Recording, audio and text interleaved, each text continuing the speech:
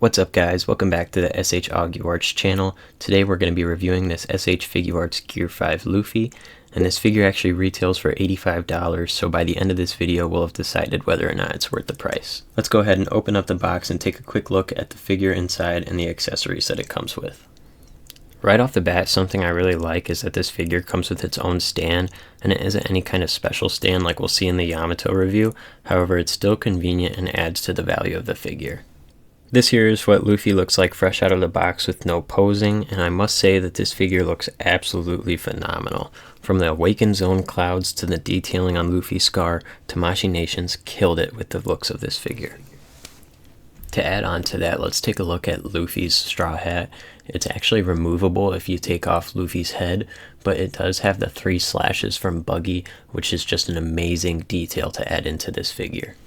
So now we're going to take a look at Luffy's zone clouds, and while I did say that this was a really cool detail, it's actually one of the things that I have an issue with in this figure. As you'll see, it comes off very easily, which constantly happens during posing, and you'll also actually see the holes that it fits into on Luffy's chest. Next up, we're going to take a look at the Gum Gum arms, and I'm just going to show some sped up footage of me messing around with them, but these are an absolute blast and really add to the posability of the figure. And for the hands, we have 2 open hands, 2 fists with holes in them, 2 fists, and then 2 hands. And the 2 fists with holes in them are actually for this lightning effect, which I'm showing off now. Here are the faces that this figure comes with. However, the first one is actually a whole head sculpt for the Raid on Onigashima figure. And then we've got Luffy with his eyes popping out, Luffy angry, smiling, laughing, and then we've got him gritting his teeth. Getting into the posability, we'll see that Luffy can move his head down and up pretty far, and then he can also tilt his head to the left and right. For Luffy's arms, we'll see how much they can move up and down, and then we'll also see that we can actually pull it out a little bit more so that we have more articulation. Now this is a huge thing about this figure. It does not have elbow or knee joints. It's actually just a rubber material with wire in it. So you'll see how hard it is for me just to get this into a waving position for Luffy. That being said, I really do like the rubber arms, but it is just too difficult to pose him properly. Now I did want to mention though that for the longer Gum Gum arms, I don't really have any complaints. These things are way easier to pose around, and they are just an absolute blast like I said earlier. Now looking at Luffy's legs, there actually are joints behind his knees that move up and down just so that you can get that little bit extra range of motion out of his legs. And I'm just going to show you what it looks like getting him into a Sun God Nika-esque pose.